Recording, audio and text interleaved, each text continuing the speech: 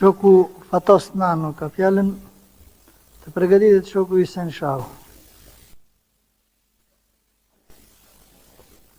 E vlerësoj fjalën e shokut Ramiz dhe pasqyrimin e saj në vetë programin elektoral të Partisë Son të Punës, si provë të vitalitetit dhe të forcës përtritëse të saj. Kam bindjen se do t'i miratojmë ato një zëri, si shprehje të angazhimit të lartë politik, e të nismave të ndërmarra nga partia për demokratizimin e marrëdhënieve ekonomike e të krejt jetës shoqërore të vendit.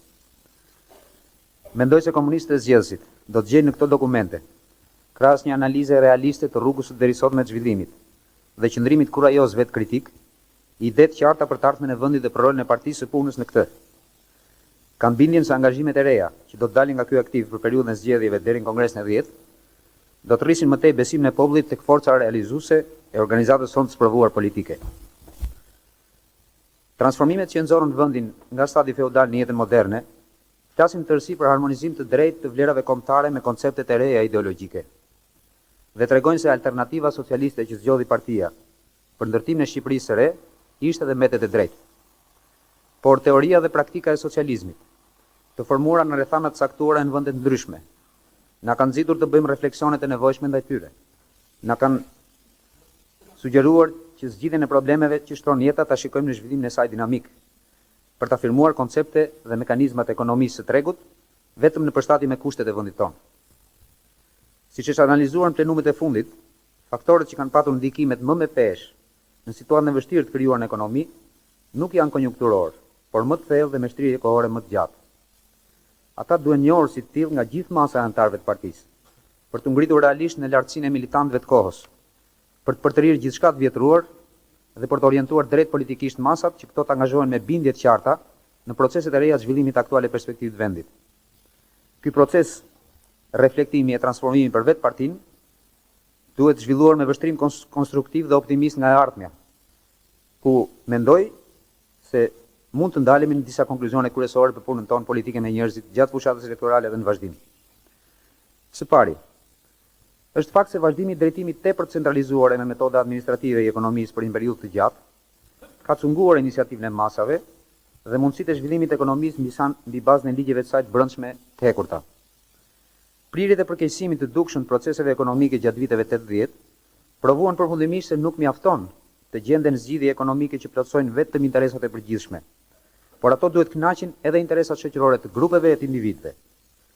Reforma ekonomike e projektuar nga partia synon që rezultatet e punës së pronës në të ardhmen të realizohen e të diferencuara në 3 nivele: të individit, të grupit e të shoqërisë, të kushtzuara në masën ndërmuese me mundësitë ekonomike e të ardhurat e ndërmarrjes së tyre. Kjo reformë ka në themel realizimin e një roli cilësisht të ri të shtetit në ekonomi dhe në jetën shoqërore, në harmoni me drejtat, kontributet dhe përgjegjësitë ekonomike e sociale të ndërmarrjeve dhe të gjithë shtetasve. Prandaj, mendoj se ajo përfaqëson një revolucion të vërtetë dhe në psikologjinë e mentalitetet e kultivuara tek njerëzit me praktikat e derisotme. Për këtë del nevoja të përgatitemi në radhë të parë ne anëtarët e partisë. Në rrethanat e reja, kur vetë financimi do të jetë kusht bazë për çdo veprimtari, burimet që do të sigurojë shteti me anën e politikës së taksave, të çmimeve, të kreditit, qarkullimit monetar, të kurseve valutore e tjerë, nuk do të përdoren më prej tij për të financuar gjithçka në mënyrë të pakushtzuar, por vetëm në mbështetje strategjisë ekonomike të përcaktuar, për ruajtjen e përparësive që ajo përmban, për zhvillimin e ekuilibruar të ekonomisë së kulturës, për nxitjen e progresit tekniko-shkencor dhe zhvillimin e infrastrukturave, për disa garanci bazë sociale dhe për mbrojtjen e interesave kombëtare në shkëmbimet e jashtme. E dyta, bizotrimi prej kohësh i konceptit teorik se prona, puna, tregu dhe ekonomia socialiste në tërësi kanë karakter unik e shumë formësh, ka sjellë që në praktik të hidhen edhe hapat nxituar drejt shoqërizimit dhe marrjes përsipër nga shteti të barrëve e përgjegjësive të paargumentuara ekonomikisht, që të zhduken në mënyrë të parakoshme forma të larmishme të ushtrimit të frytshëm të iniciativës ekonomike në rrugë të kooperuara private, kur këto nuk synojnë interesat shoqërore të vendit.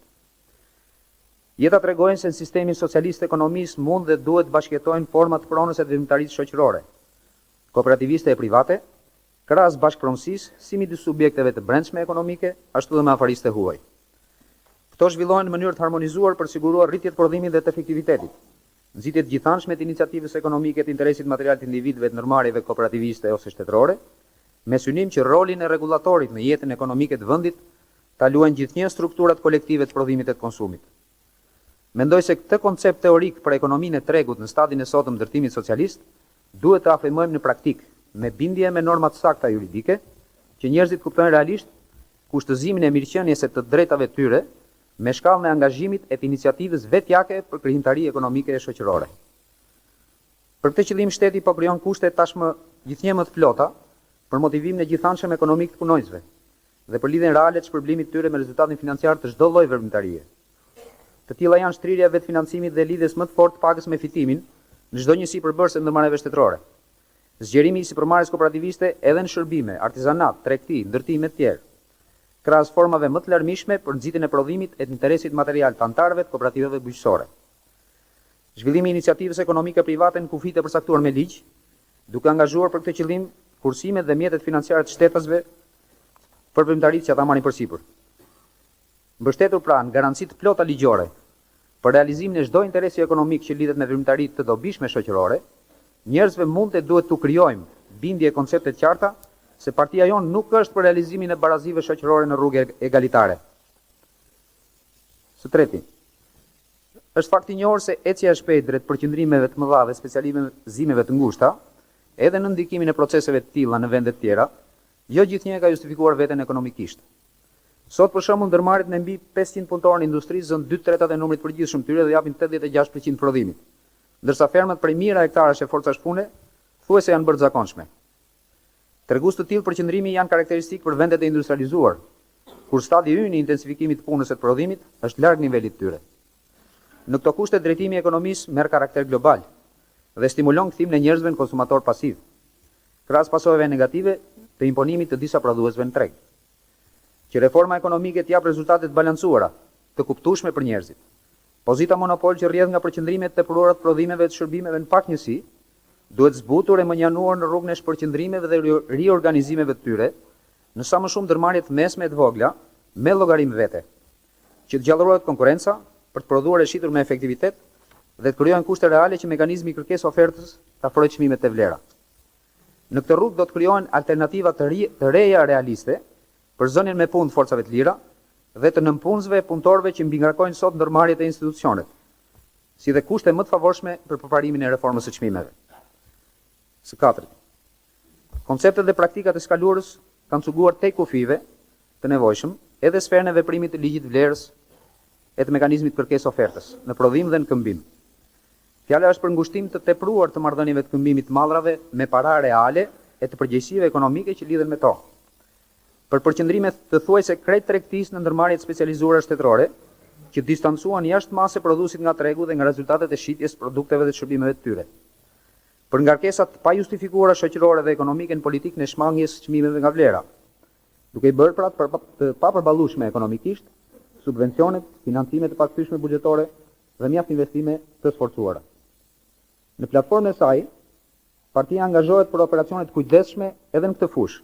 për të ruajtur stabilitetin e ekonomisë dhe të jetës së popullit. Ne duhet t'u shpjegojmë njerëzve me durime argumente se planifikimi nuk mund të jetë real, kur elementet që formojnë ofertën dhe kërkesën, pra çmimet, pagat, interesi bankar, tatimet e taksat, kursi valutor e tjerë, mbahen të ngrirë për periudha të gjatë kohe, pavarësisht nga dinamika ekonomike brenda dhe jashtë vendit. Prandaj edhe shteti do duhet të marrë masa të tjera, që oponenca e tregut ndaj planit të veprojë realisht në mënyrë efikase. Drejtimi efikas i ekonomisë kërkon vërtet që banka të fitojë pavarësinë e nevojshme për kontrollin e qarkullimit monetar, që furnizimi i materialit teknik të kalojë gradualisht drejt tregtisë me shumicë të mjeteve të prodhimit, që të mënjanohen disa kufi administrativ në miratimin e investimeve e çmimeve të ndërmarrjeve nga lart, që të përparojë me maturi vetë reforma e çmimeve drejt vlerës, e të krijohen mundësi të brendshme reale për konvertimin valutë të akumulimeve të ndërmarrjeve e më vonë dhe të shtetasve si kushte ekonomike që mundsojnë dhe punësimin e tyre jashtë dhe lëvizjen sipas lirive kushtetuese. Por partia na bën të ndërgjegjshëm dhe të angazhuar që krahas masave të tjera nxitse të ndërtohen edhe mekanizma ekonomik të mbrojtjes dhe të ndihmës shoqërore, që të sigurohen të ardhurat mjaftueshme për jetesë për të gjithë shtetasit. Së fundi, dihet se në fillimin e kësaj dekade, kur në plan të parë dolën kërkesa për zhvillime intensive e cilësore të ekonomisë, të lidhura me nevoja për inovime teknike e teknologjike të ndjeshme,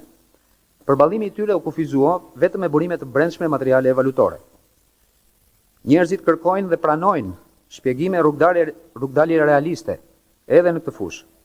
sepse vetëm kështu mendoj mund të dimensionohet psikologjia e krijuar për çështjen e kredive nga jashtë. Nuk mund të mohohet fakti që gjatë viteve të 80 u realizua një kthesë e rëndësishme në orientimin e shkëmbimeve drejt tregjeve të valutës lirë dhe të ardhurat valutore mesatarisht u dyfishuan, por nevojat e zhvillimit të vendit u rritën më shpejt. Njerëzit duhet njohin mëngjesisht mjaft fakte e argumente që ne i mbajmë të mbyllur në përzyra, sepse kështu të kuptojnë dhe angazhohen realisht për të qarë hallet e shtetit. Ata duhet dinë se tregtia me clearing në lindje, jo vetëm për fajin ton, ka vazhduar prej vitesh të zërë më se gjysmën e tregtisë sonë të jashtme, duke mos krijuar mundësi për kapërcimin e pravambetjes teknologjike. Si rrjedhoi pjesëmarrja e vendit në ndarjen ndërkombëtare të punës nuk është zgjeruar. Pesha e eksporteve në produktin tonë shoqëror ka mbetur në nivelin prej 10% kur mesatarja botërore arrin mbi 17%. Në një kohë që vendet tjera, edhe në Evropë, vazhduan të integrohen në tregun botror. Është e vërtetë se mund t'i kishim luftuar edhe me forma e mënyra të tjera. Pengesat reale të luftës së ftohtë në marrëdhëniet ekonomike lindje perëndim. Por nuk duhet kurrë të harrojmë se pasojat e saj, nda një vendit vogël si yni, kanë qenë dhe mbeten më të mprehta. Po kështu, njerëzit duhet të dinë se keqësimi i dukshëm i rezultateve të eksportit gjatë këtij viti, mbi 40% deficit, lidhet jo vetëm me ndikimet e thatësirës, por dhe me çorganizimin e tregjeve të clearingut nga ngjarjet e Evropës lindore, për përballlimin e cilit mund të ishim përgatitur diçka më parë, sepse presionet kishin filluar. Sot pra ka marrë rëndësi të veçantë informimi i gjerë e konkret i popullit për vështirësitë që kalojmë, për luftën e përpjekjet që bëjmë për kapërcimin me tyre, për qartësimin e perspektivave që kanë çelur reformat ekonomike e politike ndërmarrë nga partia, për bashkëpunimin me kapitalin e huaj dhe përfshirjen e vendit në proceset e integrimit evropian. Njerëzit duhet dinë për shembull se struktura e ngritur ekonomike, mbështetur dhe në koston relativisht të lirë të fuqisë sonë punëtore, krijon pika të shumta kontakti për veprimtaritë përbashkët e të frytshme me kapitalin e huaj, sidomos në drejtimet prioritare që përmban programi ekonomik i partisë. Kështu, kam bindjen se do të forcohet më tej besimi dhe angazhimi i tyre për realizimin e objektivave të këtij programi, për zhvillim dinamik të ekonomisë në legjislaturën e ardhshme, për zgjidhje thelbësore të problemeve të ushqimit e të strehimit të popullit, për përtëritje e modernizime të ndjeshme teknologjike, për ruajtjen dhe forcimin e garancive kushtetuese e sociale, për punë, mirëqenie, kulturë drejt standardeve të qytetërimit sot.